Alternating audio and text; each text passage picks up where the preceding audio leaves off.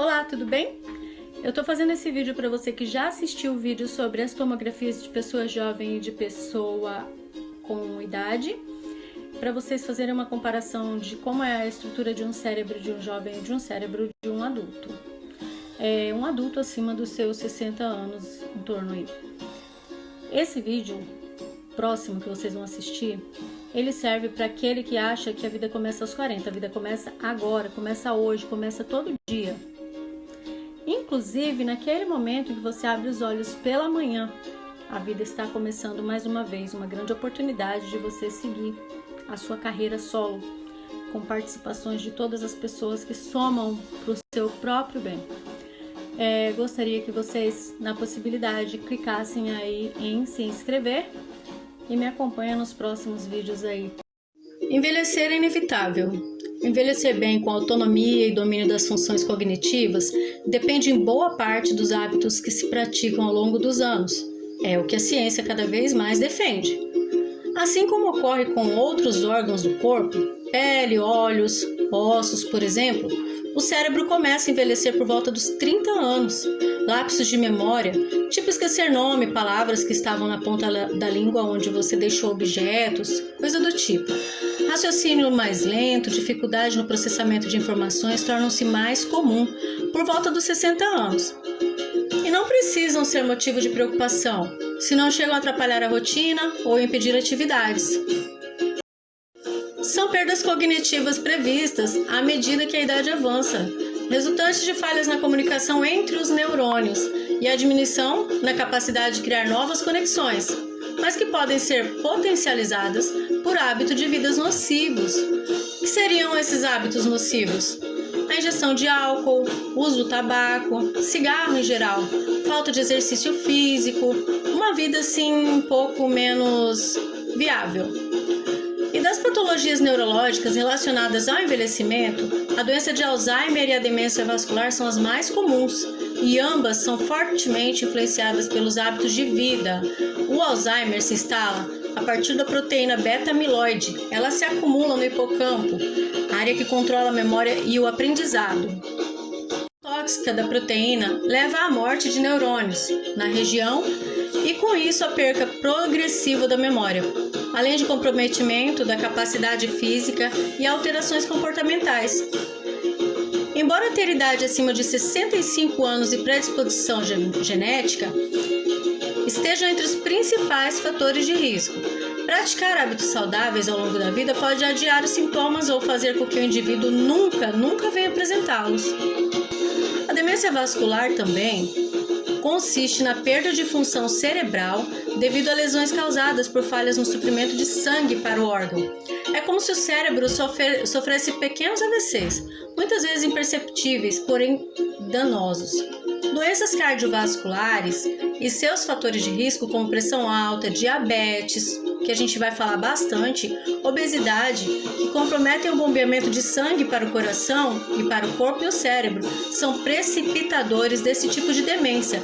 E preservar o cérebro afiado é uma questão de evitar fatores de risco e adotar atitudes protetoras das funções cognitivas. Veja quais são essas principais atitudes que você pode tomar para proteger o seu cérebro e não deixar que ele envelheça tão rápido, mesmo com 65 ou mais. Atividade física. Movimentar o corpo melhora a irrigação sanguínea e a oxigenação do cérebro, modula os níveis de neurotransmissores ligados ao humor e ao bem-estar, previne doenças cardiovasculares, ajuda a controlar estresse, fatores considerados de risco para o surgimento de demências. Treinar também estimula a formação de novos neurônios no hipocampo, região cerebral responsável pela memória e o aprendizado. O segundo item é frequentar a escola. Pessoas que passam mais anos estudando no início da vida têm menor risco de apresentar sintomas de declínio cognitivo na fase adulta? Foi o que demonstrou um estudo publicado na revista científica Britain Brain. O estímulo cognitivo ao longo dos anos em que o cérebro está em desenvolvimento é a chave para criar e fortalecer conexões neuronais e construir uma espécie de poupança de neurônios. Seria uma poupança? ficariam gravados esses neurônios, seria capaz de tornar o cérebro mais tolerante aos efeitos de deteriorização pelo envelhecimento e até ajudar na recuperação após uma doença cerebral, como por exemplo um AVC. Pensamento crítico e outras competências cognitivas e socioemocionais trabalhadas na escola são fundamentais para manter a longevidade cerebral. Manter conexões sociais também é um dos fatores que ajudam bastante. Cultivar uma rede de relacionamentos sólidos e saudáveis tem efeito protetor da saúde física e mental. Enquanto a solidão é potencialmente prejudicial, ela eleva o nível de inflamação de hormônios, do estresse, aumenta o risco de doença cardíaca, demência e inclusive Alzheimer. Uma pesquisa realizada ao longo de 12 anos com adultos acima de 65 anos e publicada no International Journal of Geriatric Psychiatry demonstrou que as pessoas que relataram viver rotinas solitárias tiveram mais perdas cognitivas ao longo do tempo. Mas vale saber que essa solidão nociva não tem a ver com a imposta pelo isolamento social devido a essa pandemia, que vivemos, nem com a solidão voluntária, tampouco é experimentada só pelos idosos. Ela surge quando há uma discrepância entre o nível de conexão social desejado e o fato existe e pode ainda estar ligada à depressão, e também contribui para o declínio cognitivo.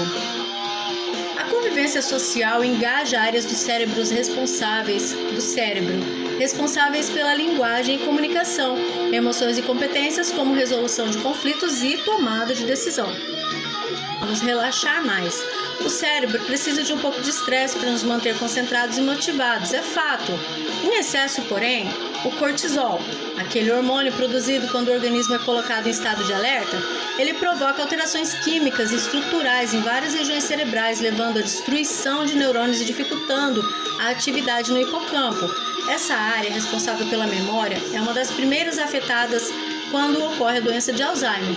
Embora não exista uma relação direta entre o estresse e a demência, sabemos que o estresse crônico funciona como uma plataforma para que hábitos ruins se instalem, como eu disse anteriormente, tabagismo, abuso de álcool, sedentarismo, alimentação desequilibrada. Então, assim, são essas doenças também, inclusive as cardiovasculares, que são responsáveis por desencadear demências, como afirma Fábio Porto, neurologista comportamental do Hospital das Clínicas em São Paulo. E por último, e não menos principal de todas, dormir bem. Os neurocientistas da Universidade de Rochester, nos Estados Unidos da América, descobriram recentemente que o cérebro possui uma espécie de sistema de autolimpeza que é ativado durante o sono e ajuda a eliminar as toxinas do sistema nervoso central, entre elas as placas de beta-amiloide, que é uma proteína associada à doença de Alzheimer. A circulação linfática, chamada assim pela semelhança no sistema linfático e por referência à célula da glia, então sim, linfática, de suporte e nutrição dos neurônios. Funciona como uma rede de canais que percorre todo o cérebro, drenando resíduos que, embora ainda estejam no estudo se o mecanismo tem função no tratamento de lesões de doenças cerebrais. Quando a privação de sono, o sistema linfático não consegue completar o trabalho de limpeza das toxinas, fala Paulo Bertolucci, neurologista, coordenador do Núcleo de Envelhecimento Cerebral da Unifesp. Em quadros crônicos, esses subprodutos se acumulam e afetam o funcionamento do cérebro e o comportamento das habilidades cognitivas.